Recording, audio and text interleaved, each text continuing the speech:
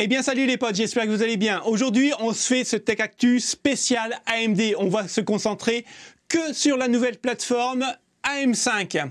Et vous allez voir pourquoi j'ai dit que la plateforme AM5 était une plateforme pour les riches. On va commencer ce Tech Actu par une jolie photo de Lisa Su avec un très beau sourire proposant son nouveau processeur, les Ryzen 7000. Mais je pense que pour la plupart d'entre nous, vous allez sortir votre paquet de mouchoirs parce que vous allez être vraiment triste. Alors c'est officiel, les Ryzen 7 vont sortir automne 2022. Alors, il faut savoir qu'il y a eu des petits leaks et normalement ça sera pour mi-novembre, pas avant. Donc ça sera gravé bien sûr en 5 nanomètres chez TSMC. Avec les 5 nanomètres, AMD pense avoir 15% de performance en plus par rapport à maintenant, donc c'est vraiment pas mal. Par contre, le processeur va pouvoir être overclocké à au-delà des 5 Go, et ça on l'avait vu déjà avec le X3D, donc ça c'était tout à fait normal, et en même temps ça va rattraper un peu l'intervalle qu'il y avait entre AMD et Intel, puisqu'Intel le fait depuis pas mal de temps maintenant. Les processeurs de 7e génération seront pourvus d'un GPU RDNA2 qui sera gravé lui en 6 nanomètres. Et oui, donc ça c'est vraiment pas mal. Et apparemment ce petit GPU dédié sera vraiment performant. Donc on attendra les tests, surtout des indépendants, voir un peu ce que ça va donner. Le GPU et le CPU intégré donc sera compatible DDR5 et PCI 5.0. En même temps, ce qui est tout à fait normal puisque Intel le fait déjà depuis pas mal de temps avec les 12e générations. Donc ça, c'était tout à fait normal. Maintenant, sortez vos mouchoirs parce que là, vous allez pleurer. Ryzen 7000, le nouveau socket AM5 ne serait compatible que en DDR5. Et oui, sortez les paquets de mouchoirs. Parce que les gens qui sont fans de la marque AMD, mais qui ont un petit budget, qui voulaient se monter une nouvelle config avec les nouveaux processeurs 7000, vous ne pourrez pas le faire. Pourquoi? Parce que pour 16 Go de DDR5, il va falloir compter 350 €. Et ça, c'est inadmissible et c'est une grosse faute pour moi de la part de AMD.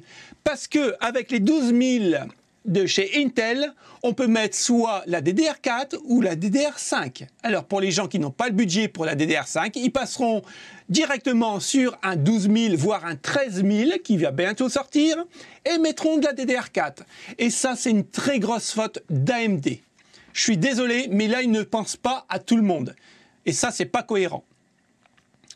Donc ils disent bien, les cartes mères X670, B660 avec le socket AM4 ne seront pas compatibles avec l'ancienne génération de mémoire vive DDR4.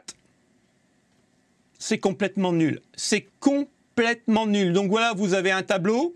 Bon, bien sûr, vous avez le nouveau AM5 qui va sortir. Donc je vous dis pas, au niveau de la pâte thermique, ça va être vraiment génial. Bien sûr, là, ça va pas le prendre. Voilà. Hop. Au niveau de la pâte thermique, je vous dis, ça va rentrer à l'intérieur là. Alors, pour gratter ici la pâte thermique avec un coton-tige, on va pouvoir le faire sans aucun problème. Mais ici, il va falloir qu'ils nous expliquent. Apparemment, ils l'ont fait pour avoir un meilleur taux de performance au niveau du refroidissement. Ça reste à voir. On continue. Computex 2022, les cartes mères AMD X670, X670E et B650 annoncées. La différence entre le X670 et le X670E, le E veut dire extrême. Donc ça sera pour les gens qui veulent vraiment overclocker à fond leur processeur et bien sûr leur DDR5. Donc on sera sur une nouvelle génération de sockets, le LGA 1718. Donc adieu les PGA, donc les pins directement inclus sur les GPU, enfin sur les CPU, pardon. Là, les CPU seront plats. Et ça sera la carte mère où il y aura des pins dessus. Apparemment, ça pourrait augmenter les capacités des cartes mères à avoir par exemple plus de lignes, plus pour l'overclockage de la DDR5 et ainsi de suite. En fait, il y aura beaucoup plus d'options avec les pins intégrés à la carte mère. Il y aura aussi une nouvelle fonctionnalité au niveau de chez AMD avec les nouvelles cartes mères. Ça s'appelle l'Expo, on en avait déjà parlé dans un Tech Actu. En fait, c'est le concurrent au XMP d'Intel. Alors là, ils disent que l'Expo, en fait, il y aurait eu des soucis avec, mais ça serait vraiment rectifié, il n'y aurait plus de problème avec les nouvelles cartes mères qui vont sortir. Donc ça, c'est un bon point de vue. Donc là, vous avez la carte mère, donc X670, la extrême, la normale et la B650, qui est en gros l'entrée de gamme des nouvelles cartes mères. Alors, concernant le chipset AMD de B650, donc je vous ai dit l'entrée de gamme. Alors, il est destiné à un segment plus accessible, donc ça sera vraiment pour tout le monde. Je pense que pour les plateformes de gaming, ça va être cette carte mère-là qui va être privilégiée. Alors, attention, par contre, il n'y a pas toutes les options. Elle sera compatible avec le PCI Gen 5, mais il serait utilisé que pour le stockage. Donc, si vous avez un SSD avec la Gen 5, il n'y a pas de problème. Par contre, si vous achetez une carte graphique Gen 5, bah là, ça ne passera pas. Il faudra absolument prendre une X670. Et c'est pour ça que je vous dis que la nouvelle génération d'AMD est faite pour les gens qui ont du budget. Les gens qui ont un petit budget, passer chez Intel. Donc là, il y a un graphique qui vous explique comment ça fonctionne, qui est vraiment pas mal. On a aussi les nouvelles cartes mères qui vont sortir et on va les découvrir juste maintenant. On va commencer par l'Asus, donc Crossfire X670E Extreme, donc E Extreme. Donc la voici. Elle est vraiment très jolie, hein. Moi j'aime beaucoup, hein. Après, en même temps, c'est la très haute gamme, donc ça c'est pour un prix de 1200, 1300 euros. Après, oui, effectivement, elle est vraiment tip-top. Regardez ici, vous avez les codes options si jamais vous avez des soucis. On a du RGB ici, radiateur passif partout, RGB ici. Vous voyez ici, les pins, ils sont intégrés. Nouvelle génération. Je trouve ça très très joli. On a du dissipateur thermique un peu partout. C'est vraiment tip top. Après, encore une fois, c'est pas pour toutes les bourses. Donc, ça comprend 5 slots M.2. Donc, on pourra mettre 5 SSD. Bien sûr, extension PCI 5.0. Support pour la DDR5 vu qu'il n'y a plus de DDR4. L'USB, attention, 4.0, l'Ethernet à 10 Go, Wi-Fi 6E et on a un quad DAC ESS pour la partie audio, donc vraiment du très haut de gamme. Bon, de toute façon, ce n'est pas pour toutes les bourses, malheureusement. On a toutes les spécifications ici. Bien sûr, c'est en anglais, donc vous ferez un copier-coller sur Google et vous l'aurez en français. Je l'ai lu, c'est vraiment très intéressant. Après, comment vous dire, par rapport aux carte mère Intel, c'est pas exceptionnel. Il n'y a pas vraiment de choses innovantes. C'est un copier-coller d'Intel. Pour moi, il n'y a pas vraiment d'innovation. On continue avec, cette fois-ci, on va remonter, la carte mère Gigabyte X670E. Donc, attention, on a quelques prix qu'ils ont leakés. Encore une fois, ça à prendre entre des pincettes. Donc, les voici. Donc, on a pas mal. Donc là, on a quand même une vision. C'est vrai que, alors, au niveau du look, ça ressemble énormément aux cartes mères de chez Intel, avec les nouvelles versions. Elles sont très jolies, hein, il n'y a pas de problème. Quand je regarde ma carte mère Aorus Elite, elle ressemble plutôt à celle-ci, ici, là. Ouais, à peu près. Donc ça peut être assez cool. C'est vrai qu'au niveau du design, moi, j'aime beaucoup. Alors, encore une fois, au niveau des specs, c'est exactement les mêmes que les Intel, hein, comme je vous l'ai dit, donc ça ne change pas grand-chose. Bien sûr, on aura 18 phases d'alimentation en 105 ampères. Donc pour overclocker en extrême, c'est vrai que c'est vraiment pas mal. Par contre, l'Aorus X670 Extreme aurait été annoncé, alors là, c'est même incompréhensible au niveau du prix, à 500 $ seulement. Un prix carrément acceptable étant donné les tarifs que nous avons vus les derniers temps sur les cartes extrêmes. Donc oui, effectivement, parce que moi, une carte Aorus Master, j'en avais pour plus de 600 €. Donc là, 500 € pour de l'extrême, si vraiment les prix sont tenus, ça peut vraiment valoir le coup et pallier, dans ce cas-là, à la différence de la DDR4 et de la DDR5. Le prix qu'on gagne sur la carte mère de 500 €, ben on pourra remettre un petit peu plus d'argent sur la DDR5. À la rigueur, là, ça serait vraiment très cool. Donc, la voici. Donc, on a 2 phases d'alimentation ici. Au niveau des VRM, elle est vraiment bien lotie.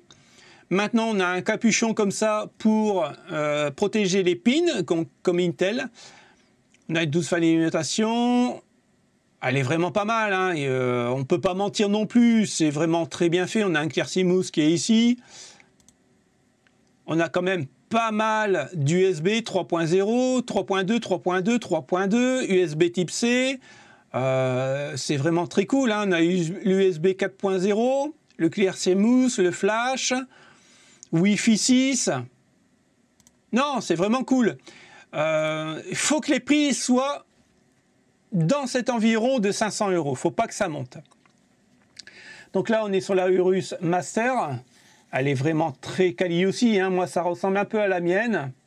Ouais, elle est jolie, hein. Il n'y a rien à dire, elle est vraiment jolie, hein. Je ne sais pas ce que vous en pensez, vous me le direz en commentaire, ce que vous préférez entre Aorus, Aorus, Asus et ainsi de suite. Moi, j'aime beaucoup la Aorus, je trouve qu'ils font des bons produits. Pour un prix assez convenable, on va dire. Alors celle-ci, on est sur 16 phases d'alimentation plus 2, donc ça fait 20 phases d'alimentation. On est sur du PCI 3.0 x 2. PCI 4.0 x 4. PCI 5.0 pour les M.2, pour les SSD. Là, on est sur une Aorus, donc à mon avis, c'est la plus haute gamme. Ouais, elle est pas mal non plus, hein. Non, celle-ci, c'est l'entrée de gamme. Et déjà, en entrée de gamme, on a déjà le Wi-Fi 6 qui est ici. On voit que la backplate, elle est moins travaillée. Ouais, c'est un peu mesquin. Il y a moins de prises aussi, ok. Je pense que pour du gaming, il faut prendre l'entrée de gamme, hein. Donc là c'est l'Aero D. Elle est plutôt sympathique, en espérant qu'on aurait une carte graphique aussi en aéro pour avoir à peu près le même look. Là, ça serait vraiment très cool. On a quand même... ouais, on a pas mal de choses quand même, hein. Ouais, la backplate n'est pas travaillée, encore une fois, c'est un peu mesquin, je trouve. Alors, qu'est-ce qu'elle nous propose de plus, l'aéro? La gamme aéro de Gigabyte, cible comme d'habitude, plus les créateurs de contenu, d'accord. En fait, quand vous regardez bien le détail, il n'y a pas vraiment de trucs en plus. Par contre, apparemment, cette carte-là se vendrait au prix de 400 €. Donc, c'est pas mal. Pour l'entrée de gamme, donc l'Aorus Pro AX, donc on va dire c'est une carte pour les joueurs, elle serait carrément à 300 $. Ok. 360 pour l'Aorus Master, ouais, là, ça changerait beaucoup, quoi. Comme je vous l'ai dit, hein, l'Aorus Master a coûté vraiment très cher, c'est pour ça que je ne l'ai pas pris. En même temps, je n'avais pas besoin de toutes les options sur Intel. Là, 360 $, qui vaudrait à peu près à 380-90 € chez nous en France. Donc oui, ça vaudrait le coup. Si les cartes mères sont vraiment pas chères, je pense qu'on pourrait passer le cap et passer à la DDR5. On retourne chez la Valkyrie. Ça peut être vraiment très sympa sur la Biostar. Moi, je la trouve mignonne avec son petit look comme ça. Après, BioStar, c'est pas celle qui sera le plus vendue en France. C'est plutôt pour le marché américain. Donc là, on a 2 slots en PCI 5.0, 1 slot en PCI 4.0. On a 4 slots en M.2, dont ça fait 5 slots. Donc on pourra mettre 5 SSD. C'est plutôt pas mal. La MSI, qui est vraiment, vraiment magnifique, hein, la Goodlight, la Ace, la Carbon, Wi-Fi et la X670p. Donc cette fois-ci, la voilà. Elle est jolie, hein. Avec le petit côté or comme ça, la Meg, elle est vraiment magnifique, quoi. Donc à voir au niveau du prix. Alors, je vous dis pas, encore une fois, tout ce qu'il y a dessus, parce que c'est kiff bourricot par rapport aux autres cartes. Il n'y a pas grand-chose qui change. Là, par contre, ce qui est un peu dommage, c'est qu'on n'a pas eu trop de leaks au niveau du prix. La Carbone en Wi-Fi, elle est trop top, hein. Vraiment très, très jolie, hein. On a la X670p en Wi-Fi. Donc là, à mon avis, ça va être... Là, je trouve vraiment dommage, par contre. Je trouve que ça, c'est une carte d'entrée, enfin, c'est une carte d'entrée de gamme, donc pour les joueurs, je pense que c'est la carte qui va être la plus vendue. Et au niveau du packaging, c'est un peu mesquin quand même, hein. Ils auraient pu faire mieux quand même. Là, on a tous les specs, donc je vous laisserai le lire, hein, je vous laisserai les liens en commentaire de toute façon. Là, on est sur l'ASRock X670E de chez Taichi. Alors, je sais que la B550 Taichi, je l'avais payé plus de 500 €. Je me rappelle plus trop, mais plus de 500 € puisque c'est vraiment du très haut de gamme.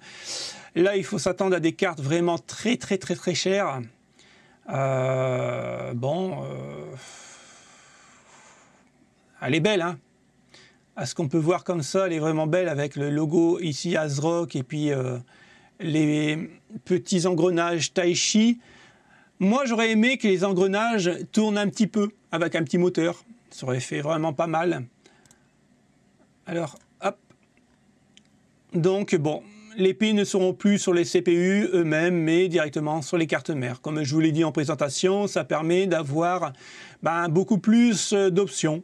Donc, voilà. Il faut savoir que la Taichi, elle a 26 phases d'alimentation. C'est juste impressionnant, quoi. Et en plus, ça sera le 20e anniversaire. Donc, à mon avis, elle va coûter quand même très cher. Mais ce qui est vraiment pas mal, c'est que le support AM4 va continuer. Donc, en fait, Lisa Su nous a dit dans une interview que l'AM4 aura d'autres processeurs qui vont sortir au fur et à mesure. Alors, on ne sait pas trop sur quelle base ils vont se baser au niveau du processeur. Il y aura sûrement des refresh. Je pense que pour moi, ça va être le X3D qui va sortir. Donc tous les processeurs qu'on a connus, le Ryzen 5600X, X3D, le Ryzen 7 5800 X3D, le Ryzen 9 5900X, X3D, je pense que pour moi, ça va être des refresh comme ça. Et ça dépend au niveau de son prix. Je pense que ça peut être une très bonne solution pour les gens qui n'ont pas l'argent pour passer en DDR5. Et je pense que c'est pour ça qu'ils ont fait ça. J'en suis sûr et certain. Ils ont mis une alternative sur le support AM4 pour pouvoir continuer à vendre des processeurs et bien sûr la technologie AM4 pour garder des gens là-dessus. Parce qu'ils savent que tout le monde n'aura pas le budget pour la DDR5. Ils sont malins, hein, ils sont malins, hein. Donc les gens qui n'auront pas le budget continueront sur la AM4 avec des refresh. Est-ce qu'ils sont vraiment intéressants ? À voir. Si c'est comme le X3D qu'on a vu, oui, il est un petit peu plus performant, mais beaucoup plus cher. Donc, est-ce qu'il y a vraiment un centre d'intérêt à l'avoir ? Pour moi, non. Mais voilà, je pense qu'ils ont trouvé la solution pour garder vraiment les fans de chez AMD, qui n'ont pas le budget pour continuer sur une autre plateforme, donc la M5. On a un autre souci aussi qui arrive, c'est sur le X670 d'AMD, donc...